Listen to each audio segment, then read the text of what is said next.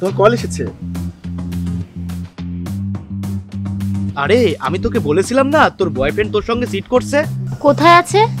আমার বাড়ির পাশে যে পার্কটা আছে না, তুই ওখানে আয়। কার সাথে আছে? একটা মেয়ের সাথে বসে আছে। আচ্ছা ঠিক আছে।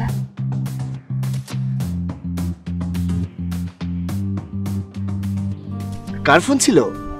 কিছু না, তুমি চলো আমার সাথে।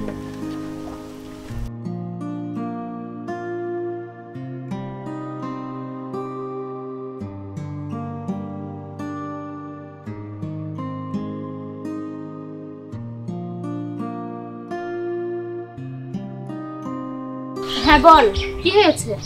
ও তোকে ধোকা দিচ্ছে, তারপরও তুই ওর সঙ্গে আসিস? যখন তুই আমাকে কল করেছিলি তখনও আমার সাথেই ছিল।